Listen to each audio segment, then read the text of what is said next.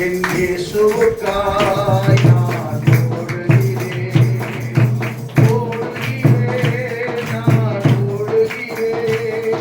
என் இயேசுவுக்காய் நான் ஓடுகிறேன். மரமழைப்பின் சந்தைய பொருளுக்காய் நான் லக்கை நோக்கி ஓடுகிறேன். சொல்லுவோமா? மரமழைப்பின் சந்தைய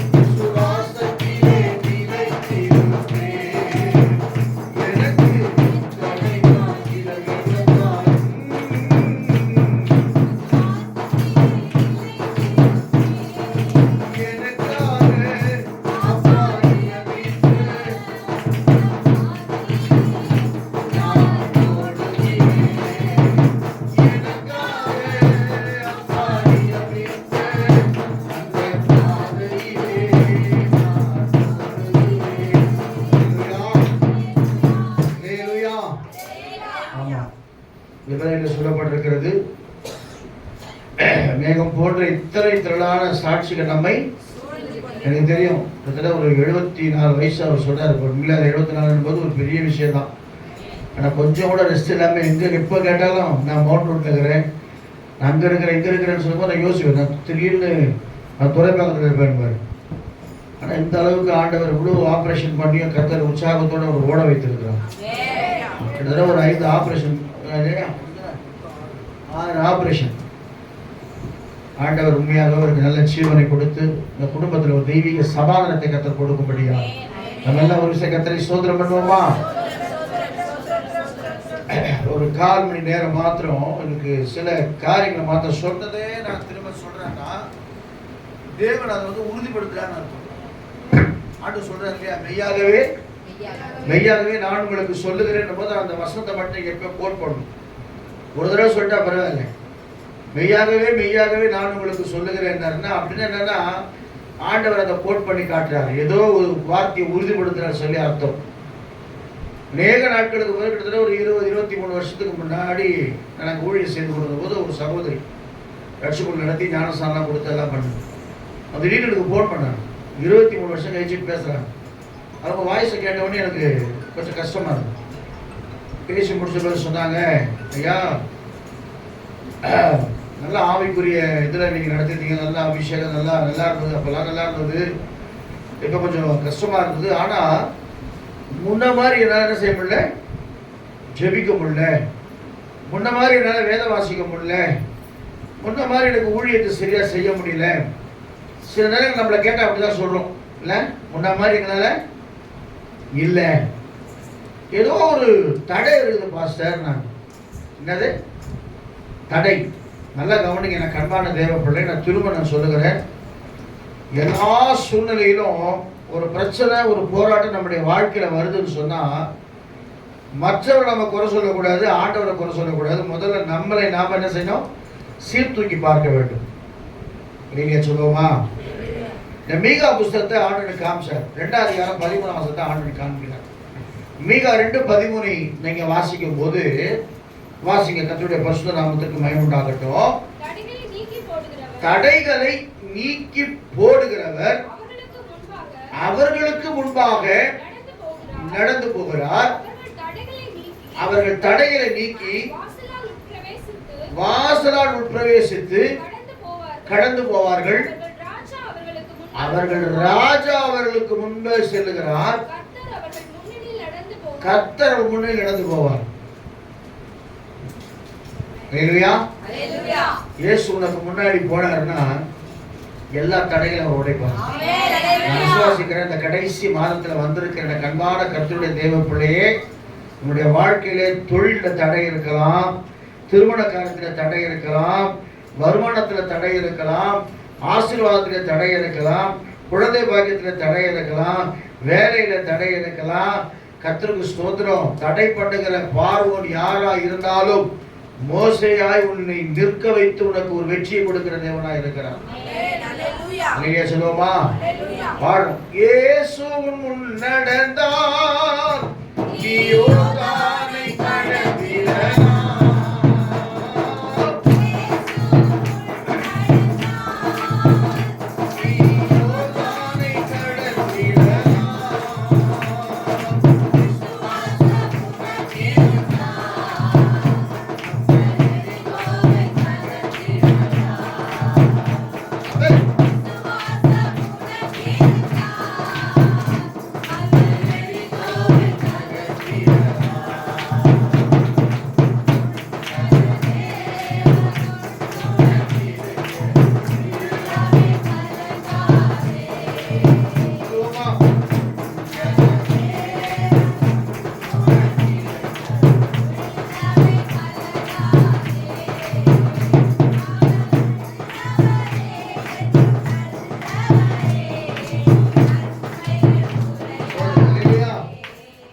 பாருங்க, என் கையை யாரும் பாருங்க, அப்படியே போயிட்டீங்க.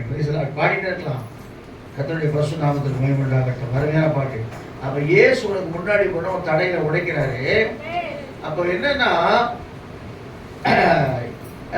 யோபு சொல்றாரு 42 அதிகாரம் 2ஆம் வசனத்தை வாசிக்கும் போது, வேகமா வாசிங்க. யோபு 42:2. தேவரீர் சகலத்தையும் செய்ய வல்லவர். அப்ப ஆண்டவர் ஏதோ ஒரு காரியத்தை நமக்காக செய்ய விரும்புகிறார். ஆனா நம்முடைய வாழ்க்கையில அவர்கள் அவர்கள் அவர்கள் அவர்கள் ஒரு பத்தியா என்ன போட்டு இப்ப படிச்சீங்க? தடையை நீக்கி போடுகிறவர். வசனம் வாசிக்கலாமா? 2:13 வாசிக்க திரும்ப. அதுக்குதான் உங்களுக்கு அந்த புக் மார்க் கொடுக்குறது. வாக்குத்தத்தம் மாதிரி எடுக்கிறீங்களா? அந்த புக் மார்க் வச்சுக்கணும். 2:13 வாசிங்க. இப்ப என்ன வாசிங்க? தடைகளை நீக்கி போடுகிறவர் அவர்களுக்கு முன்பதாக நடந்து போகிறார். யாருக்கு முன்னாடி கர்த்தர்? அவர்கள்னா யாரு? அதான் முக்கியமான பிரச்சனை. போனா டைம் ஆயிடும். ஒரு சும்மா 2-3 பேரை மட்டும் சொல்ல போறோம். 3 பேர் தான் 5 நிமிஷத்துல சொல்ல போறேன். அவர்கள்னா யாரு? இன்னைக்கு அந்த அவர்கள்லாம் நீங்க மாறணும். ஆமென். இது கூட நீங்க இனிமேல் மாறலன்னா 2025 வருஷம் டிசம்பர் மாதம் இதே மாதிரி தான் பிரசங்கம் பண்ண வேண்டி வரும். இதுக்கு ஒரு தீர்மானம் பண்ணுங்க. ஆண்டவரே, எங்களுக்கு முன்னாடி நீங்க போன ஆண்டவரே, எங்க வாழ்க்கையில கடன், போராட்டம், பிரச்சனை, தடைன்னு சொல்லி பிசாசு பல தடைகளை கொண்டு வந்திருக்கிறான். நல்லா கவனிங்க எனக்கு அன்பானவர்களே. ஒருவேளை பிசாசு மூலமா கூட உனக்கு தடை வந்திருக்கலாம், மனுஷன் மூலமா உனக்கு தடை வந்திருக்கலாம். அது நிமித்தம் உன்னுடைய சூழ்நிலை நிமித்தம் தேவனே சில நேரங்கள் தடை கொண்டுவார். தெரியுங்களா? வேதம் சொல்லுகிறது. ரோமருக்கு நிருபத்தில் அப்போஸ்தலனாகிய பவுல் சொல்றார் 15ஆம் அதிகாரத்தில் 22ஆம் வசனத்தை வாசிக்கும் போது, ரோமர் 15:22 வாசிங்களேன்.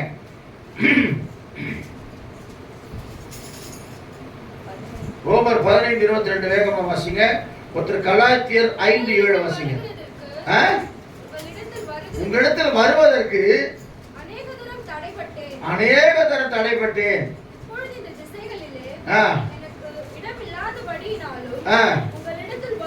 போதும். பவுல் சொல்றார், உங்களிடத்தில் வருவதற்கு நான் அநேக தரம் தடைப்பட்டேன்.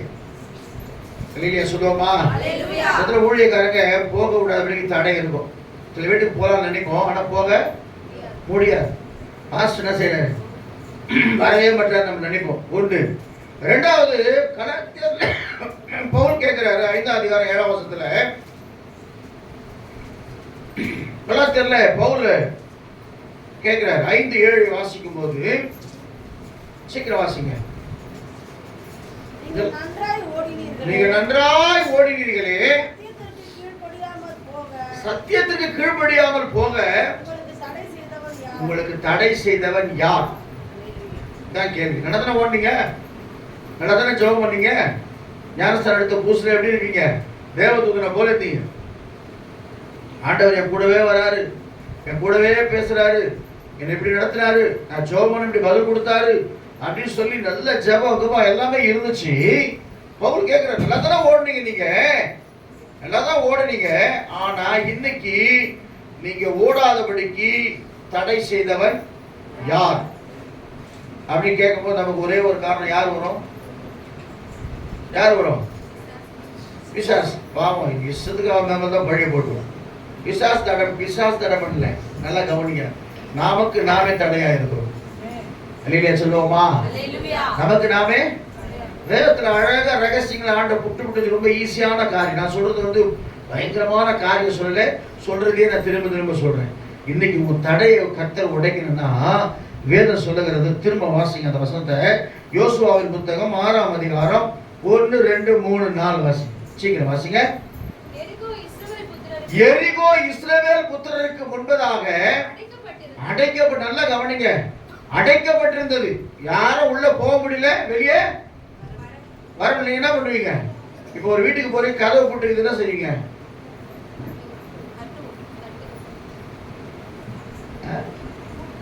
ஒருத்தர் கேட்டா அப்படி திரும்பி வந்துருட்டாங்க. வீடு மூட்டுக்குதுப்பா, உள்ள தாப்பால் போட்டுக்குது, என்ன செய்வோம்? காலிங் பல்லு அடிப்போம், இல்லைன்னா தட்டுவோம். ஏன்னா வசனம் சொல்லு, கேளுங்கள் கொடுக்கப்படும், தட்டுங்கள் திறக்கப்படும், தேடுங்கள். இந்த வசனம் நமக்கு நல்லா தெரியும், பாட்டு தெரியும். கேளுங்கள் கொடுக்கப்படும் பாட்டுலாம் பாடுறோம். ஆனா நம்ம செய்யறோமா? கேட்கிறோமா? ஆண்டவர்கிட்ட தட்டுறோமா? அல்லேலூயா. அப்ப ஆண்டவர் சொல்றாரு, யார் தடை பண்ணுதுன்னு சொன்னா நமக்கு நாம இஸ்ரவேல் ஜனங்களுக்கு முன்பாக தடை. அது உள்ள போய் அதை சுதந்திரத்து கொள்ள முடியாது. இன்னைக்கு உண்மையாக உங்களுக்கு என்று ஆசீர்வாதத்தை கர்த்தர் வச்சிருக்கிறார். கோடிக்கணக்கான ஆசீர்வாதம் நமக்காக இருக்குது. நம்மை ஆசீர்வதிப்பதே கர்த்தருக்கு வசனம் தான் சொல்லுது. இஸ்ரவேலை ஆசீர்வதிப்பதே கர்த்தருக்கு பிரிய. நம்ம ஆசீர்வதிக்கப்படல. உண்மையாக நேற்று நான் சிந்தித்துக் கொண்டிருந்தேன், உட்கார்ந்து கொண்டு அப்படியே வெள்ளிக்கிழமை நம்ம ஏன் இப்படி தடையா இருக்குது, என்ன தடையா இருக்கும்போது ஆண்டவர் சொன்னாரு, அநேகர் அவங்களே தடையா இருக்கிறாங்க. நீங்க சொல்லுவோமா? இன்னைக்கு காலையில் யாரும் எழுந்து ஜெபம் பண்ணி 1, 2 உங்க கைகளை நான் பார்க்கிறேன், 3, 4 கர்த்தருக்கு ஸ்தோத்திரம். ஏன்னா உண்மையாவே சொல்றேன், அதிகாலை வேளையில தேவனை எழுந்து ஆண்டவரை துதிக்கும் பொழுது உண்மையா அந்த பிரசன்ஸ் இருக்கு பாருங்களேன். இந்த காலையில உண்மையா அந்த விடியற் காலத்து பனியை போல, அந்த விடியற் காலத்துல புல்லின் மேல பனி இறக்கும் போது நீங்க பாத்துருக்கீங்களா? அந்த மாதிரி அந்த எவ்வளோ ஜனம் எனக்காக பிறப்பார்கள் சொல்லி ஆண்டவர் சொல்லியிருக்கிறார். அப்ப என்னன்னா அந்த ஜெப நேரம், அந்த காலையில நீங்க அதிகால வேளையில அது 3 மணிக்கோ 2 மணிக்கோ 1 மணிக்கோ எதுவா இருந்தாலும் சரி, நீங்க விடியற் காலையில தேவ சமூகத்துல ஜெபிக்கும் போது உண்மையா சொல்றாங்க.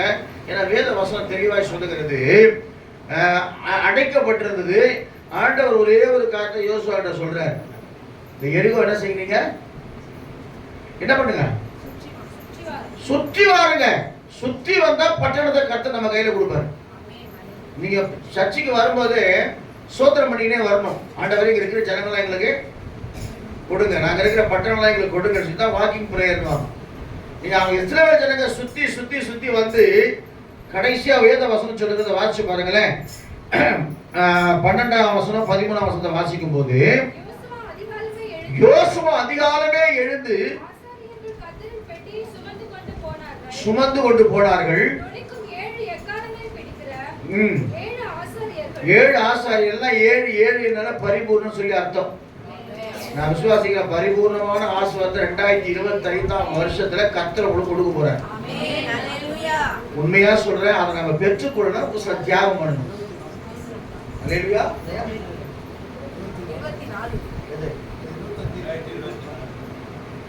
மன்னிக்கணும், 20 அட்வான்ஸா போயிட்டு நான் ஒரு வருஷம். அல்லேலூயா. 24ஆம் வருஷத்துல தேவன் உண்மையில சம்பூர்ணமான மழையை உங்களை பெய்ய போறார். அல்லேலூயா. சம்பூர்ணமான மழை இப்ப பெய்த மழை இல்லை. அழகா நம்மளை நடத்துற மழை. ஹல்லேலூயா. இன்னொரு பேஜ் நல்லா இருக்குறீங்களா? கர்த்தர் நல்லவர். ஒரு 6000 பேர் இருக்குங்க ஐயா. கர்த்தர் அப்போ ஆண்டவர் சொல்றாரு, வாசிங்க 12 வாசிங்க. 7 எக்காலங்களை 7 ஆசாரியர்கள் நடந்தார்கள்.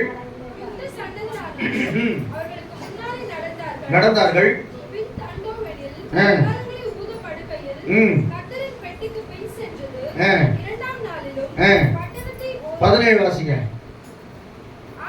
ஆனாலும் 16 வாசிங்க. அலங்க மிடிந்து 7வது நாள்ல எக்கால மூதுகையில் நோக்கி ஆர்ப்பரியுங்கள், கையிலே ஒப்பு கொடுத்தார் என்றால், ஆனாலும் யாவும் ஆமா. அவன் சொன்ன உடனே பாருங்க, ஜனங்க ஆர்ப்பரித்து கர்த்தரை துதிக்கும் பொழுது எனக்கு அன்பானவர்களை வேதம் சொல்லுகிறது, அவ்வளோ பெரிய அலங்கம் தானாவே இடிந்து விழும்படியாய் கர்த்தர் செய்தார். அப்ப எரிகோ அலங்கம் உங்களுக்கு முன்பாக நிற்குதுன்னா, இன்னைக்கு காலையில் நான் சொல்றேன் எனக்கு அன்பானவர்களே, அதிகாலை வேளையில் எழுந்து ஆண்டவரை துதிக்கிறதுனால பவுலும் சீலாவும் நம்ம அசால்ட்டா படிச்சுட்டு போகணும். 16 அதிகாரத்துல பவுலும் சீலாவும் கட்டப்பட்ட நிலைமையிலன்னா, அதுக்கு முன்னாடி உள்ள வசனம் நீங்க பாத்தீங்கன்னா, அநேக அடிகள் அடிக்கிறாங்களா அவங்கள.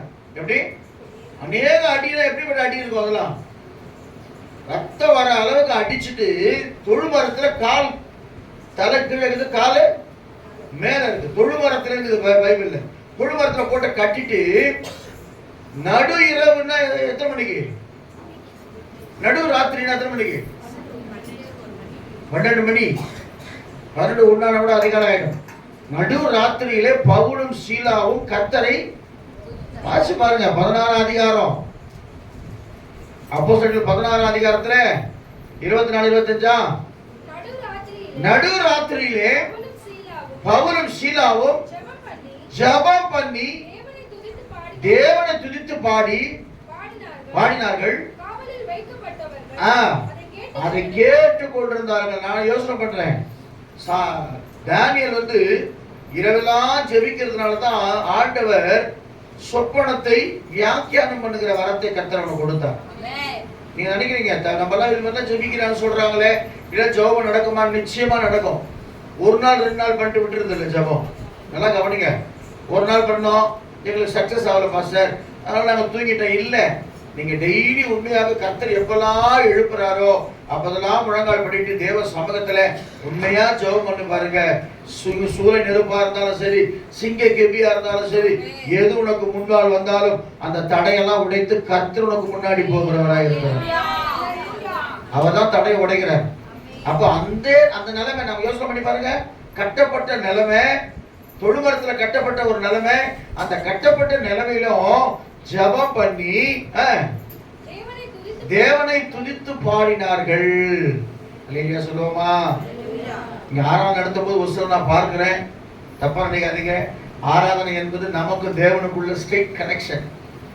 அவரை மகிமைப்படுத்த, அவரை துதிக்க உலகத்தில் இருக்கிற மனுஷனை புகழ தேவையே இல்லை. அது முக்கியம் இல்லை. ஆண்டவர் இதுக்காக நம்மளை உருவாக்கி இருக்கிறாரு. சரி போய் நம்ம அதெல்லாம் நினைக்கிறோம் இல்ல. எதனால? அவரை நாம துதிக்கணுன்றதுக்காகத்தான் ஆண்டவர் என்ன செஞ்சிருக்கிறாரு, உருவாக்கி இருக்கிறார். வேற ஒன்றும் நம்ம கொடுக்க வேணாம். அவருக்கு என்ன செய்யறோம்? அவங்க கிடைக்கிறது சாஸ்திரிகள் என்ன செஞ்சாங்க? வெள்ளை போலும், அப்புறம் பொன் தூபம் இருக்கும், பொண்ணு வெளியெல்லாம் காணிக்கை படைச்சாங்க. நம்ம காணிக்கைன்னா உதடுகள் காலையாகிய ஸ்தோத்திர பலியை மாத்திரம் ஆண்டவர் சமூகத்தில் செலுத்தும் போது திரும்ப சொல்றாங்க, இந்த வருஷ இறுதியிலேயே உன் தடைகளை கர்த்தர் உடைத்து 2024 நீ ஜெயத்தோடு பிரவேசிக்கும்படியாக கர்த்தர் செய்ய போறாங்க. நான் திரும்ப சொல்றேன், இல்ல பாஸ்டர் நான் ஜெபம் பண்ண மாட்டேன், நான் துதிக்க மாட்டேன், நான் அப்படியே தான் இருப்பேன், நான் அப்படியே தான் குறை சொன்னு இருப்பேன், ஏன் பலவீனமா இருக்குது அப்படி இருக்குது, நீ எதுவா நினைக்கிறியோ அப்படியே ஆயிடுவேன். உலக பழமொழி. நீ என்னவா நினைக்கிறியோ அப்படியே மாறிடுவேன். காரணம் சொன்னா, பலவீனத்தை பத்தி நீங்க பார்க்கவே பார்க்காதீங்க. பலவீனமா சோர்வோ எது வந்தாலும் சரி, இயேசுவின் சமூகத்தில் நான் எழுந்து எந்த ஒரு பிராக்டிஸுமே சொல்லுவாங்க, ஒரு 10 நாள் 20 நாள் பண்ணா போதும், தானாக பழக்கமாயிடும். இல்லையா சொல்லுவோமா? உட்கார்ந்து கூட நீ துதிக்கலாம், படுத்து கூட துதிக்கலாம். ஆண்டவர் அதை பற்றி நீ ஏன் உட்காந்துக்கிற ஜெபம் பண்ற, நீ ஏன் படுத்துன்னு ஜெபம் பண்ற கேட்க மாட்டார். ஆனா உன்னுடைய இருதயம் விழித்து இருக்கணும். ஆண்டவர் சம்பாஷணை பண்ணி பாருங்க. உண்மையா சொல்றேங்க, 2024 வருஷத்துல ஒரு புது சிருஷ்டியா உங்களை கர்த்தர் மாற்றி உங்க தடைகளை உடைத்து உங்க குடும்பங்களிலே அற்புதங்களே அதிசயங்களே கர்த்தர் செய்ய போகிறார். அல்லேலூயா. ஒரு கஷ்டமான காரியமா? நான் என்ன சொன்னேன்? ஈஸியான காரியம்.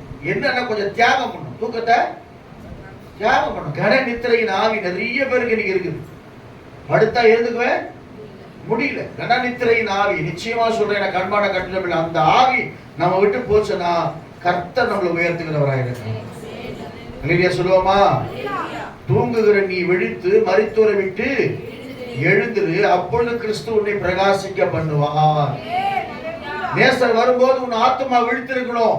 கர்த்தர் தேடி வருவார். அதிகாலை வேலையிலோ நைட்டிலோ இரவிலோ ஆண்டவர் வரும்போது புத்தியில கன்னிகை போல அந்த அபிஷேகமானது எரிந்து கொண்டே இருக்கணும். அப்படி எரிந்து கொண்டிருக்கும் போதுதான் கர்த்தர் பாப்பார், பரவாயில்ல எனக்காக விழித்திருக்கிறாங்களே சொல்லி உண்மையில் பிரியப்படுகிற தேவனாக இருக்கிறார். நீங்க சொல்லுமா?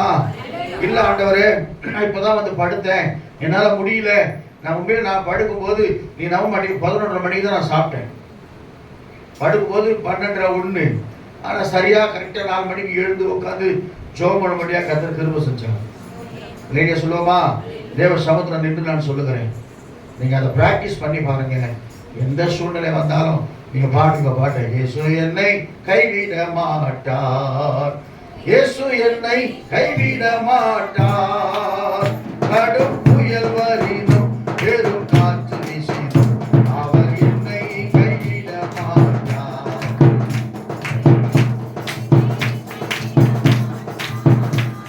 இல்லையா? அப்படி பாடுவீங்கன்னு சொல்ல வரேன். எந்த சூழ்நிலை வந்தாலும் ஜெபிக்கிறவங்க கண்டா பிசாசு நடுங்கும். அப்ப இன்னைக்கு தடை உடனே என்ன செய்யணும்? துதிக்கணும். 2வது ஒரு வசனம் மாத்திரம் வாசிங்க, சீக்கிரம் வாசிங்க. யாத்ராகமம் 14:13 வாசிங்க. யாத்ராகமம் சொல்லுங்க. பயப்படாதிருங்கள், நீங்கள் நின்று கொண்டு கர்த்தர் இன்றைக்கு செய்ய ரட்சிப்பை வாருங்கள். இன்றைக்கு காண்கிற எகிப்தியரை இது என்றைக்குமே காண மாட்டீர்கள். கர்த்தர் உங்களுக்காக யுத்தம் பண்ணுவார். ஆமென். இவ்வளவு வசனத்தை விட்டுட்டு சும்மா இருப்பீங்க மட்டும் தான் முடிச்சிருக்கிறோம். சும்மா என்ன பண்றேன்? சும்மா உட்காந்துக்கிறேன். சும்மா உட்கார சொன்னா ஒரு உட்காந்துப்பாங்க. சும்மா சும்மா உட்காந்து வாங்க ஜெபம் பண்ணலாம். இல்லை, டைம் ஆகணும், நேரம் இல்லை. நல்லா கவனிங்களேன். முதல்ல அவன் சொல்ற வார்த்தை தெரியுமா? பயப்படாதீர்கள். அப்புறம் நீங்கள் நின்று கொண்டு கர்த்தர்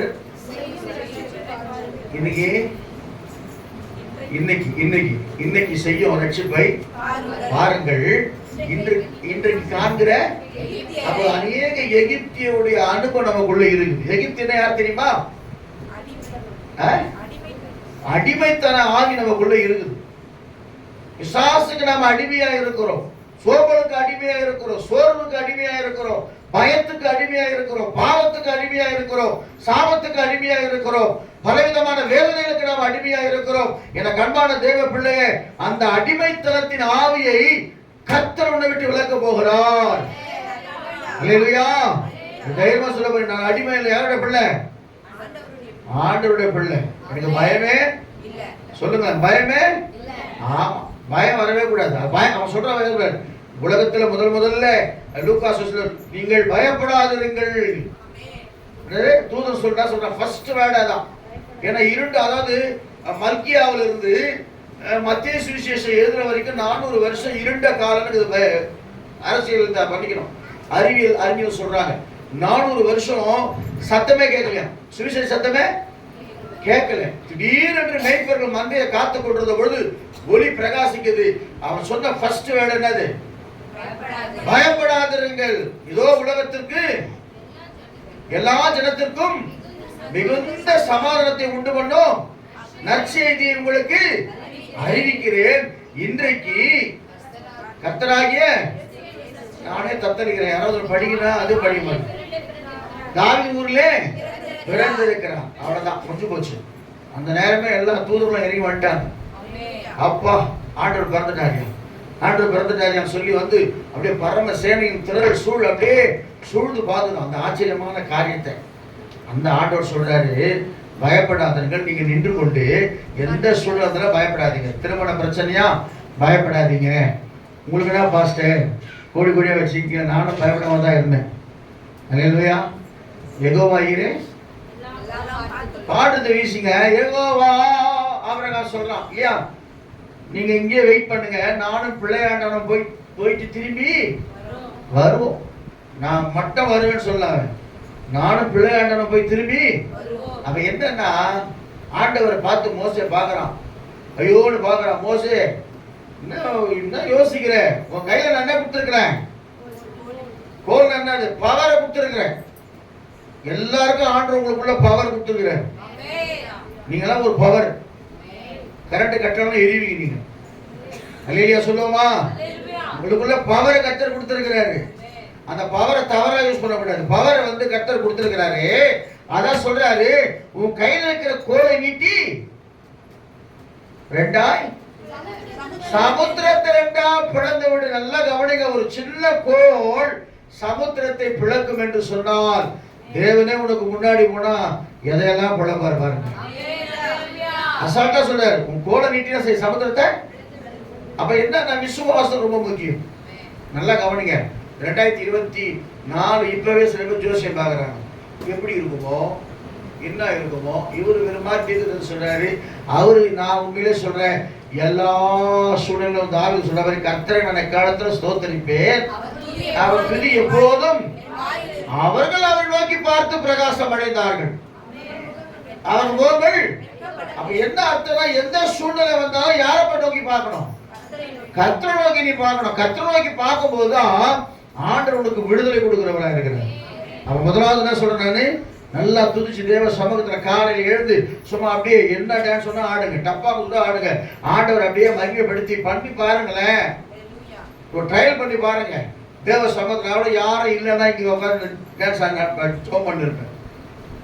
ஆனா உங்க எதிர்க்கு எல்லாம் கரங்களை உயர்த்தி கர்த்தரை ஆராதனை பண்றீங்க. தனிப்பட்ட வாழ்க்கையில ஆண்டவரோடு கூட நீ அப்படியே ஜாலியா உறவாடும் போது உனக்கு ஃப்ரெண்ட் ஆயிடுவார், ஸ்நேகிதனா மாறிடுவார் கர்த்தர். நீ கூப்பிடும் போதுதான் வருவார் ஆண்டவர். அவனை நோக்கி கூப்பிடுவான், நான் அவருக்கு மறு உத்தரவு அருளி செய்து ஆபத்தில் நானே அவனோடு இருந்து அவனை தப்புவித்து கனப்படுத்துவேன். தப்புவிக்கிறது மாத்திரம் இல்ல, உன்னை உயர்த்தி அழகு பார்க்கிற ஆண்டவர் நம்முடைய ஆண்டவர். அல்லேலூயா சொல்லுவோமா? விசேஷமா வாலிப பிள்ளைகளுக்காக சொல்றேன், தயவு செய்து தூங்குறத விட்டுருங்க. அவர் தூங்கவே கூடாதா பாஸ்டர்? ஒரு 10 மணி ஆனா என்ன செய்யுங்க, 11 மணி ஆனா செல்போனை அனுப்பிச்சு வச்சுட்டு அப்படியே கண்ணை மூடி தூங்குங்க. கர்த்தர் காலையில் எழுப்புவாரு. ஒரு அரை மணி நேரம் 1 மணி நேரம் உங்களால முடிந்தாலும் ஃபர்ஸ்ட் எடுத்த உடனே ஒரு 1/4 மணி நேரம் ஜெபம் பண்ணுங்க, ஸ்தோத்திரம் பண்ணுங்க. பல்ல வலிக்கிட்டு ஆண்டவரேன்னு சொல்லி, ஏன்னா ஒரு ரூம் தான், தனி ரூம் நீங்களே வச்சுங்க. போயிட்டு உட்காந்து ஆண்டவரே ஸ்தோத்திரம் பண்ணுங்க. இல்ல நைட்ல எழுப்பினாருன்னா பாத்ரூம் போயிட்டு வந்து ஆண்டவரேன்னு சொல்லி நீங்க தேவனை நோக்கி பாருங்க. உண்மையா சொல்றேங்க, நம்முடைய சூழ்நிலைகளை மாற்றுகிற தேவன். அவர் வேற எதுவும் எதிர்பார்க்கல. என் பிள்ளை என்னை நோக்கி குழந்தை அழுதானே அம்மா பால் கொடுப்பாங்க, நம்ம என்ன கேட்டதுன்னு கொடுப்பாங்க, தானாவே தெரியுமா? அப்ப நீ ஏதாவது கேட்கணும்னு சொல்லி கர்த்தர் விரும்புறாரு. எப்போ கேட்கணும்? அவரை பிரியப்படுத்தணும். அல்லேலூயா சொல்லுவோமா? அல்லேலூயா சொல்லுவோமா? அல்லேலூயா சொல்லுவோமா? சகாயரே, தயவரரே, சிநேகிதரே, என் சிருஷ்டிகரே, அப்படி சொல்லி பாருங்களேன். சகாயரே,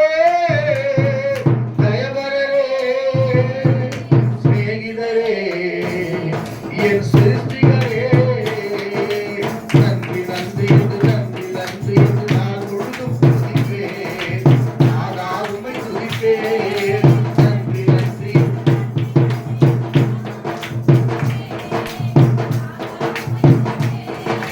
காலையிலும் துதிப்பேன், காலையிலும் துதிப்பேன்.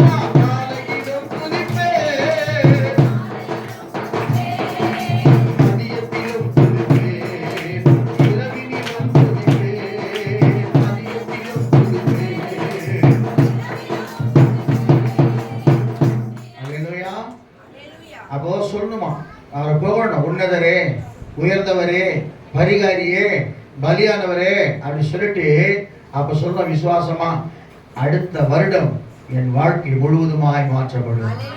என் பிள்ளைகளுடைய சமாதானம் பெரிதாக இருக்கும். என் பிள்ளைகளுக்கு கர்த்தர் அற்புதத்தை செய்ய போறாரு. அவங்க வாழ்க்கையில் ஒரு பிரகாசத்தை கொண்டு வர போறாரு. என் கணவர் வித்தியாசமா மாற போறாரு. இந்த விசுவாசம் ரட்சித்தது. தேவனால கூடாத காரியம் வசனம் தானே பொய்யா?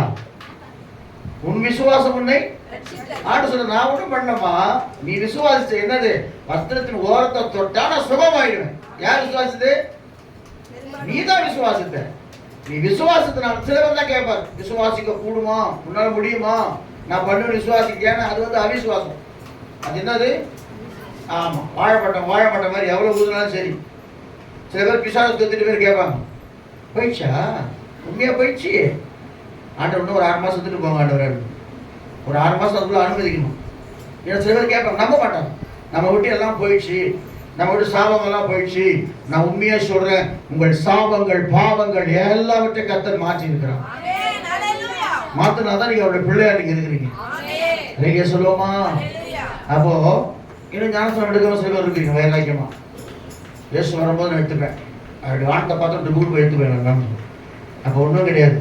ஞானஸ்தானம் எடுத்த பிள்ளைகள், எடுக்க போகிற பிள்ளைகள் விசுவாசமாக நான் சொல்கிறேன், இன்றைக்கே உங்கள் வாழ்க்கைக்கு தேவ சமத்தில் ஒப்பு கொடுங்க. ஏன்னா ஆண்டவர் வராரு. யோவான் சொல்கிறார், என்ன சொல்கிறாரு? ஆண்டவரே சொல்லுங்களேன். இல்லை, ஆண்டவரே உம்மால் நான் ஞானஸ்தானம் பெற வேண்டியதா இருக்க, நீங்க ஏன் என்கிட்ட வரீங்கன்றாரு. அப்ப என்ன சொன்ன ஆண்டவர்? இப்பொழுது இடம் கொடு, இப்பொழுது இடம் கொடு, இப்படி எல்லா நீதியையும் நிறைவேற்றுவதற்கு இது ஏற்றதாக இருக்குது. அப்போ இயேசு கிறிஸ்துவே அந்த சத்தியத்தை என்ன செய்யறாரு? கீழ்ப்படி நம்ம சொல்லும் போது அப்புறம் அப்புறம் அப்புறம் என்ன நடக்குது தெரியாது நமக்கு. இல்லையா சொல்லுவோமா? இது ஒரு எச்சரிப்பு. ஞானஸ்தானம் எடுக்காத பிள்ளைகளுக்கு இது ஒரு எச்சரிப்பு. அப்படின்னா நீங்க பயப்படுறீங்க, உலகத்தோடு கூட ஒன்றி இருக்கீங்கன்னு அர்த்தம். உலக சிநேகம் தேவனுக்கு விரோதமான பகையா இருக்கிறது. அல்லேலூயா சொல்லுவோமா? அப்ப ரெண்டாவது, அவங்க விசுவாசமா பேசுறான், விசுவாசமா காட்டுறான், விலகி போச்சு. ஆண்டவர் முன்னாடி போறாரு, இவங்க பின்னாடி போறாங்க. அல்லேலூயா சொல்லுவோமா? மூணாவது ஒரு காரியம் வாசிங்க, சீக்கிரம் வாசிங்க. யோசுவா 3:5 வாசிங்க.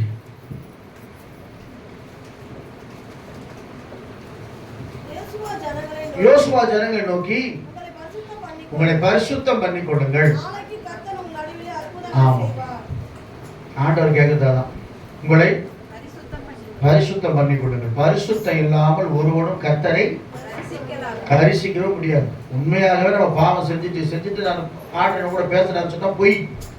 திரும்ப நான் சொல்றேங்க, 1 பேதுரு புஸ்தகம் 1:15 பேதுரு சொல்றார், நான் பரிசுத்தர் ஆகையால் உங்கள்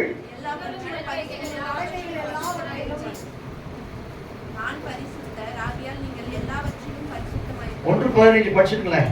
1 பேதுரு 1:15 படிங்க. உங்களை அழைத்தவர் யாருங்க? பரிசுத்தமுள்ள தெய்வம், பரிசுத்தமுள்ள ஆண்டவர். நீங்கள் நடக்கைகள் எல்லாவற்றிலும் பரிசுத்தராயிருங்கள். நான் பரிசுத்தர் ஆகையால் நீங்களும் பரிசுத்தமாயிருங்கள் என்று எழுதி இருக்கிறது. அப்ப என்ன அர்த்தம்னா, ஹோலினஸ் ரொம்ப முக்கியங்க.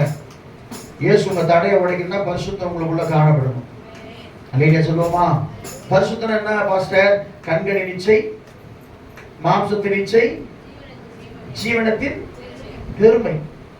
அப்ப நமக்கு என்னதான் காரியம் இருந்தாலும் சரி, இந்த உலகத்துல நம்ம பார்க்கிறதெல்லாம் நம்ம வேணும்னு சொல்லி நம்ம என்ன செய்யக்கூடாது, பண்ணக்கூடாது. ரெண்டாவது, நான் கூட யோசிப்பேன் எல்லாத்துக்கும். போன வாரம் கேட்டேன், சில மாஸ்டர்ஸ்லாம் நல்லா கலர் எல்லாம் போட்டுக்கிட்டு ஜாலியாக இருக்கிறாங்க, நீங்க அப்படி போட மாட்டேறீங்கன்னு சொன்னா எனக்கு செட் ஆகல. அப்படி போட்டா அப்படியே ஒரு மாதிரி கஷ்டமா பார்க்க ஒரு மாதிரி சார் மாட்டிக்கிறீங்கன்ற. ஒரு நாள் போயிட்டு ஒரு ஹாஸ்பிட்டல் உட்காந்துருந்தேன். திடீர்னு அவசரமா ஒருத்தர் வந்தவொடனே கேட்ட முதல் கேள்வி அப்படின்னா, என்ன ரொம்ப டிஃப்ரெண்டா இருக்கிறீங்கன்னு. அப்போ அவங்க வந்து நம்ம இப்படிதான் பார்க்கணும்னு விரும்புறாங்க. அல்லேலூயா சொல்லுவோமா? நல்லா கவனிங்க. நம்ம போடுற ட்ரெஸ்ஸு, ஒரு இடத்துக்கு போயிருந்தேன், ஒரு சர்ச்சில் எல்லா பொம்பளை பசங்களும் கவனிக்க, முன்னாடி பாட்டு பாடுற பொம்பளை பசங்க எல்லாமே 3 பேரும் 4 பேரும் ஜீன்ஸு டிஷர்ட் போட்டுக்கின்னு ஒரு கோட்டு போகிறாங்க தெரியுமா? அதை போட்டுக்கின்னு அழகாக லைன் நின்று பாடுறாங்க. நான் கேட்கலான்னு வந்துச்சு என் தம்பியாண்டா எப்போ வம்பு, நான் பிரச்சனை பண்ண வந்துக்கிறேன், நான் பிரச்சனை பண்ணிட்டு வந்துட்டேன். அப்போ ஒருத்தர் ஃபோன் பண்ணி கிட்ட கேட்குறாங்க, பாஸ்டர் நீங்கள் பார்த்தீங்களே நானும் பார்த்தேன் பாஸ்டர். அப்போ பாருங்க பார்த்து நீங்கள் கேட்குறாரு, அது என்னுடைய வேலை இல்லைம்மா, நம்ம சர்ச்சை தான் நான் கேட்பேன், வெளியே போய் நான் கேட்க முடியுமா? சொல்லதான் முடியும் அப்படின்னு சொன்ன. அதனால நம்ம போடுற ட்ரெஸ்ஸில் நாம் பேசுகிற பேச்சில் எல்லாத்திலையும் கொஞ்சம் நம்ம பரிசுத்தத்தை காட்டணும்னு சொன்னால் பிசாசை கூட கண்டனம் செய்வான், பயப்படும். ஏன்னா அப்பதான் சொல்ற ஆண்டவர் யோசுவா பார்த்து, உடன்படிக்கை பெட்டியை சுமக்கிற பைபிள் இல்லாம நீங்க சர்ச்சைக்கே வரக்கூடாது. ஐயா அவர் சொல்ல, அவர் மறந்து வச்சுட்டு வந்தார். இப்போ நானும் மறந்து வச்சுட்டு வந்தேன். கீழே இந்த பைபிள்ஸ் தான் நான் பார்த்துட்டு அவர் இங்கிலீஷ் பைபிள் எடுத்து சொல்ல போல அதை வச்சு பார்த்துருந்தேன். எதுக்கு சொல்றேன்னா, இந்த வேத புத்தகம் எப்பவுமே நம்முடைய வண்டியா இருந்தா கூட நம்ம பாக்ஸ்ல ஒண்ணு கண்டிப்பா இருக்கணும், அந்த பைபிள் இருக்கணும். சும்மா இருக்கிற நேரத்திலேயாவது கொஞ்ச நேரம் பெரட்டி பைபிளை பார்க்கணும். ஓ இந்த வசம் அது இது திடீர்னு அந்த வசனங்களோடு பேசணும். நான் அது மாதிரி வாக்குறதா அனுப்புற சில சொல்லுவாங்க கிண்டலா, இன்னும் நீங்க பாட்டு அம்சிலே இருக்கிறீங்கன்ற இந்த ஃபுல் பிட்டில் சாட்சியா சொல்றேன். எத்தனோ பேர் ஃபோன் பண்ணி, பாஸ்டர் நீங்க அனுப்புற அந்த வசனம் கரெக்டா என்கிட்ட பேசி பாஸ்டர், கரெக்டா இருந்துச்சு பாஸ்டர், அப்படியே நான் ஒரு மாதிரியா இருந்தேன், எனக்கு ரொம்ப கரெக்டா இருந்துச்சு பாஸ்டர், நீங்க தொடர்ந்து அதை அனுப்புங்க பாஸ்டர். அப்ப யாருக்கு அனுப்ப முடியும்? வசனம் எல்லாமே வசனம் தான். ஆனா அதை படிச்சு நம்ம அந்த தியானிக்கும் போது அந்த வசனம் பெருசா இருக்கும். அப்போ ஆசாடு உடன்படிக்கை பெட்டியை சுமக்கிற அப்படின்னா என்ன, உடன்படிக்கை பெட்டிக்குள்ள என்னென்ன இருந்து சொல்லணும்னா டைம் ஆயிடும். உடன்படிக்கை பெட்டிக்குள்ள என்னென்ன இருந்தது? ஆரோனை திருத்த போல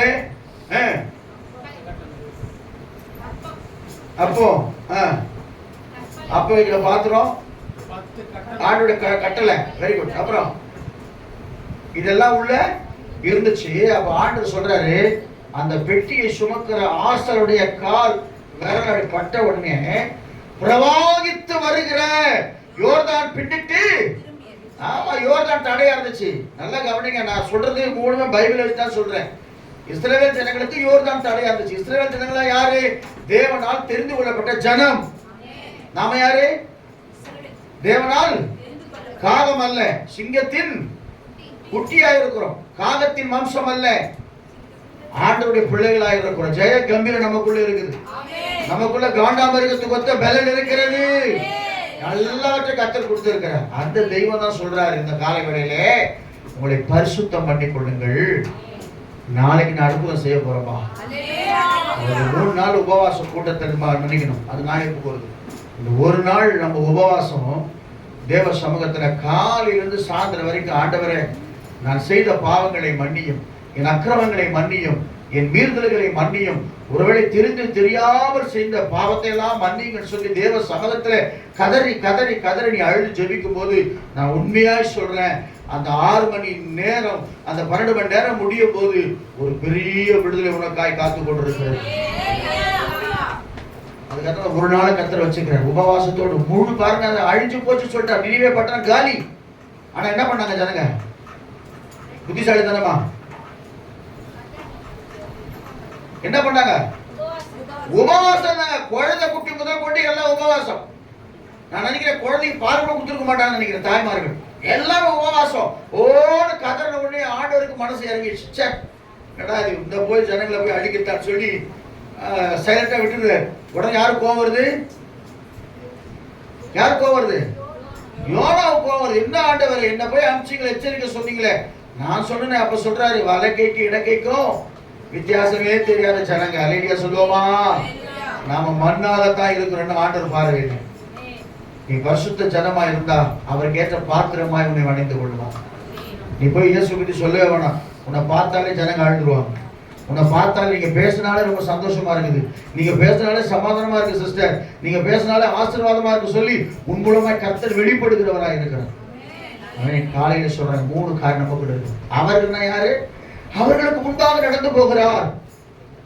அவர்களுக்கு முன்பாக யாரு? அவர்களுக்கு தான் பைபிள். நீங்கள் தான் உங்களுக்கு முன்பாக நடந்து போகிற இந்த பைபிள தடைகளை நீக்கி போடுகிறவர் அவர்களுக்கு முன்பாக நடந்து போகிறார். நமக்கு யார் அவர்கள்? இவர்கள், அவர் தான் இவர்கள். எவர்கள்? கர்த்தரை உண்மையா துதிக்கிறவங்க, ஜெபம் பண்றவங்க, என்ன சூழ்நிலை வந்தாலும் சரி ஜெபத்தை விடாதவங்க. கர்த்தருக்கு சில பேர் 10 மாசம் கழிச்சு ஜெபம் பண்றாங்களாம். ஜெபமா அது எப்போ பண்ண, இப்ப மறந்தே போச்சுன்றாலாம் இருக்கிறாங்க. அதெல்லாம் காலியா இருந்துச்சுன்னா பிசாசு வந்து உள்ள போந்துடும். என்ன பண்ணோம் சொல்லுங்களேன்? ஆமா, நீங்க ஜெபிச்சுக்கிட்டே இருந்தீங்கன்னா உங்களுக்குள்ள என்ன இருக்கும்? உள்ள அனல் ஏந்தி அப்படியே இருந்துகிட்டே இருக்கும். காலியா இருந்துச்சுங்க, பிசாசு பார்ப்பான். காலியா இருக்கிற மாதிரி இது நமக்கு என்ட்ரா இல்லை. உள்ள வந்துடுவான். உள்ள வந்தான்னா வேற மாதிரி காரணத்துக்கு கொண்டு போய் உங்க மைண்டை டைவெர்ட் பண்ணி உங்களை கீழே விட தள்ளி எல்லாருக்கும் பண்ணி ஒரு சாட்சியை கெடுத்து உங்களை அசிங்கமாக்கி உங்க வாழ்க்கை பின்மாற்றத்திற்குள்ளே போகும்படியாக, தேவனை விட்டு விலகி போகும்படியாக, பாவத்தை ஜெயிக்க முடியாத சக்தியா நீங்க மாறிடுவீங்க. பிசாசு உங்களுக்குள்ள கூடி வந்துடும். இளையகுமார் அவர் தானே தெரிஞ்சான். அவன் தெரிஞ்ச பிறகு ஒரு புதிய வாழ்க்கையை கத்தர் கொடுத்தான். இனி கத்தர் ஒரு புதிய வாழ்க்கையை கத்தர் கொடுக்க போறாங்க. பரிசுத்தம் உங்களுக்குள்ள காணப்படும். இந்த பரிசுத்த கருவியை எங்களை மாற்றி நடக்கும். நீ கை நீட்டினாலே அற்புதம் நடக்கணும். பவுலின் கைனால தேவன் அதிக அற்புதம் செஞ்சாராம். பேதுரு நடந்து போகணும். அதான் யோசிப்பேன். பேதுருடைய அந்த உருமால் அவன் போட்டுக்கிற கட்சியை போட்டுன்னு செத்து போடலாம் எழுதுனான். நீங்க படிச்சு பாருங்களேன். ஸ்தேவான் யாரு? சாதாரணமான ஆள் தான். ஸ்தேவான் பந்தி விசாரிக்கிறவர். யாரு? பந்தி விசாரிக்கிறவர். அவர் போய் இறங்கி ஜெபம் பண்ற, சும்மா அற்புதம் நடக்குது. பிலிப்பு சாதாரணமான ஆளு, அலறி ஓடுதான். சமாரியா பட்டணத்துல பெரிய குழப்பம் உண்டாயிடுச்சான். ஏன்னா இவன் போய் நின்ற உடனே ஜெபம் பண்ண உடனே இருக்கிற பிசாசுலாம் ஓடுதான், அலறின்னு ஓடுதான். அந்த மாதிரி கர்த்தரை பயன்படுத்த போறாங்க. தீர்க்கதரிசனமா சொல்ல 2024 வருஷத்துல ஒரு தீர்மானம் பண்ணுங்க. கர்த்தர் பயன்படுத்த போறாங்க. வெளியே சொல்லுமா? முதல் வார்த்தை என்னது? எரிகோ முதல் உடையனா குதிக்க ஆரம்பிச்சிடணும், ஜெபம் பண்ண ஆரம்பிச்சிடணும். அப்புறம் செங்கடல் பழக்கணும்னா விசுவாசம் உனக்குள்ள. அந்த இயேசு எந்த சூழ்நிலை என் குடும்பத்தை கைவிட மாட்டான். எந்த சூழ்நிலை என்னை கைவிட மாட்டான். என்னை ஆசீர்வதிப்பார், என்னை வழிநடத்துவார், என்னை பாதுகாப்பார், என்னை போஷிப்பார், என் ஆயுஷ்காட்டில் பெருக செய்வார், என் வியாதியை சுகமாக்குவார், என் பலவீனத்துக்கு எனக்கு பலன் கொடுப்பார். இப்பொழுது நான் சுகமாக போகிறேன். விசுவாசம் உனக்குள்ள வந்துடுச்சுன்னா இயேசு உனக்குள்ள வந்துடுவார். இயேசுதான் விசுவாசம். அல்லேலூயா. விசுவாசத்தை துவக்கிறவரும் முடிக்கிறவர் அவர் தான். அதனால அவருக்கு தான் அந்த நியமித்த பாதை ஓடணும். மூணாவது ஹோலினஸ். ஏன் யோசேப்பு பெற்றோம் எவ்வளவு பரிசுத்தவான்? ஏன் யோசேப்பு பெற்றோம்? அவன் வாலிப வயதிலே தன்னுடைய பரிசுத்தத்தை காத்து கொண்டபடினாலே டிஃபரெண்டா தெரிஞ்சான், தனியா தெரிஞ்சான் வாலிபர்களுக்குள்ளே. இன்னைக்கு கர்த்தர் உன்னை அப்படி பார்க்க விரும்புகிறார். ஆண்டவர் பேசின வார்த்தைகளுக்கு நம்ம எல்லாம் கர்த்தரை ஸ்தோத்திரம் பண்ணுவோமா? நம்முடைய பிதாவாகிய தேவனை ஸ்தோத்திரம் பண்ணுவோமா? நம்முடைய குமாரனாகிய இயேசுவை ஸ்தோத்திரம் பண்ணுவோமா? பரிசுத்தாவிய தேவனை ஸ்தோத்திரம் பண்ணுவோமா? நம் காணிக்கை ஒரு பாட்டை பாடும்போது கர்த்தருக்கு சொல்ல போறோம். திவ்ய பிரதிவாமா